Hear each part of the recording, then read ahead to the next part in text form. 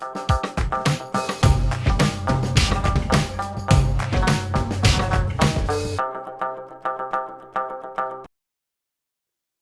everybody, I figured I'd make a video on my new 2021 Ranger Rt198P that I have. Uh, do a little walkthrough, describing the boat, what's different in it, what's the same. Show you guys all the compartments and everything in it, so if you're curious about purchasing one and you want to see what it's like, hopefully this will help you out. Uh, I had a 2017; it had a defect in it, and Ranger ended up replacing it with 2021. Uh, this boat that you're seeing right now was actually made their inside the Tracker factory in Lebanon, Missouri. Now that the merger with Ranger and Bass Pro White River Marine is complete. Um, so here's the boat. One thing I did right off the bat was I removed the rod holder inside this compartment. Obviously, the tubes will stay there, but right there you can see the imprint of where the rod holder was. I took that out. Now instead of being able to put what 7 rods in there, I can fit as many as I want and as long as I want. I've got a 7.5 foot in there right now. The console's a little different from the 2017 model, at least. It now has two rod holder, the was it the rod buckles or whatever they're called on there. I installed the Garmin Force trolling motor on it. I took my Ultrex off. That is a 10-inch Garmin unit in the bow console right there. It fit perfectly in there. It's clean. I got the Livescope on there as well. I don't like how I have to put my trolling motor backwards on there, but I'll explain that later.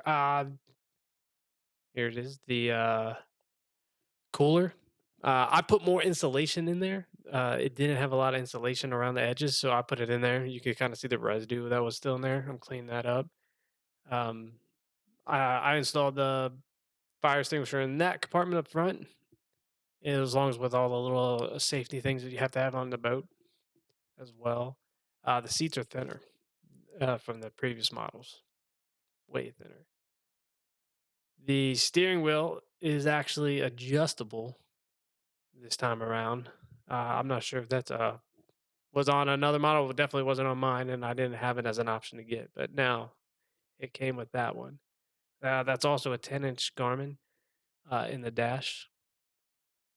It does not have a water pressure gauge this time around. It has a trim gauge. That right there is a fuse block.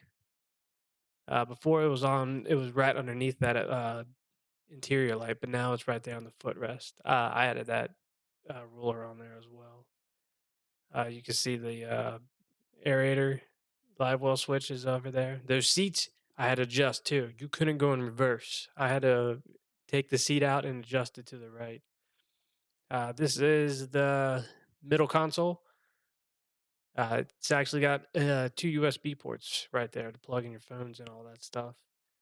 It seems okay right now. Don't have any issues with it. A little bit less space than the 2017, but I think it's all right. Yeah, those seats are thin, way thinner than the other ones, but it gives you a little bit more room.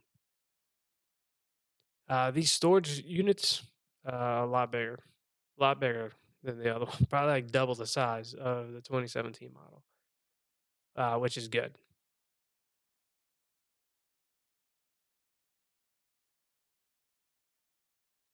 Live well. This is different. So before there was a pump in, pump out, the red nozzle. That was all there was in my old one. Now you have a pump in on the white over there, and then that one is your recirculating one and pump out. Uh, overflow. They got 2 overflow holes there. Um, the the drain right there is the one with the grate on it is for recirculating. That little divider was like impossible to get out on the other model. Now it's easy in and out. So I like that. Feels a little bit deeper. I don't know if it is. Maybe it's just me. All those that was a pool noodle in there. I cut them up and I keep 3 on each side or 4 on each side. I can't remember, but it helps the fish. when I got them in there during tournaments. They can hide underneath there, take cover, keeps them calm. Inside of here is a little bit different. For me, well, I got two chargers in there because one of my batteries powers my Garmin and my Livescope unit.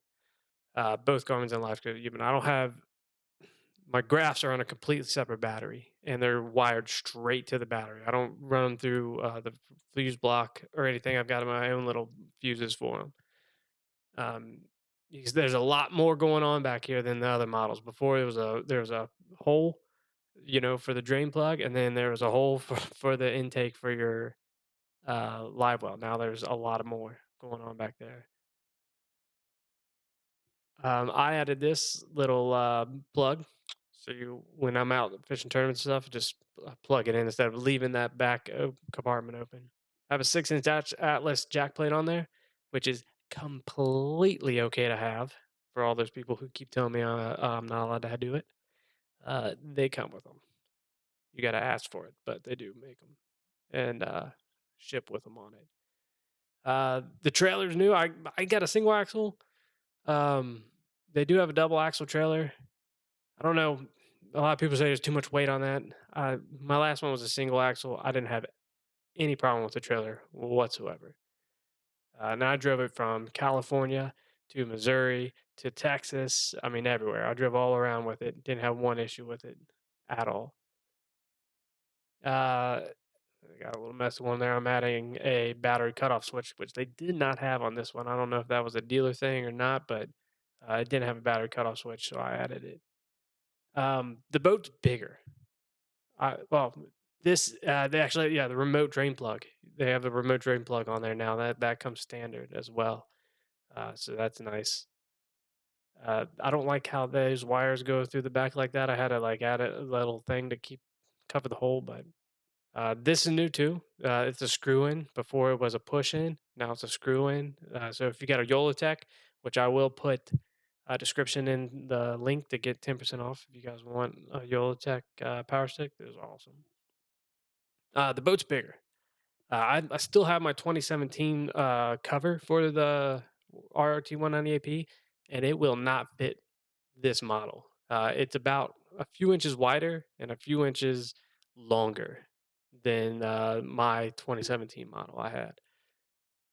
It's a lot more sturdier. They got a lot of braces underneath the deck. If you look at my video about installing LED lights, um, you could see all the new braces. My 2017 had none. When you walked on my 2017, it bowed in as you walked. You could feel the floor move. This one underneath the deck, you look in there, it's filled with braces all over. It's sturdy. It's a lot more sturdier than the older model was. They did do a little. I don't know if the 2020 models were this way or the 2019s. I'm pretty sure they weren't, but I could be wrong. Um, they've added this part on there. It's going over the welds.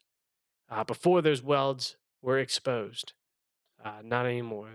They got that part going over it. Obviously, those welds are exposed, but the welds on the side of the boat and in the middle of the boat, in the middle of the hull, they are covered now. The hull's actually different.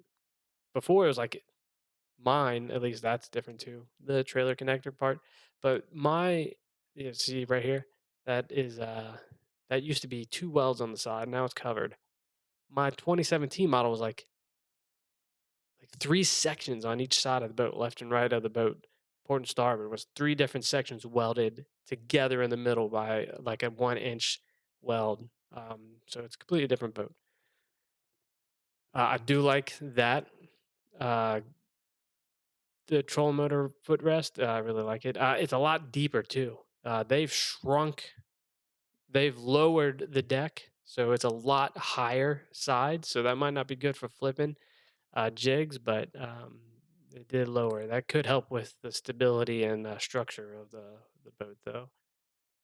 It's really nice. I like it. I was almost giving up on them, but right now I think it's okay. I'm holding on to it a while, especially with that $1 million tournament for White River Marine Group boat owners, which I will make a video about that as well. So I hope you guys like it.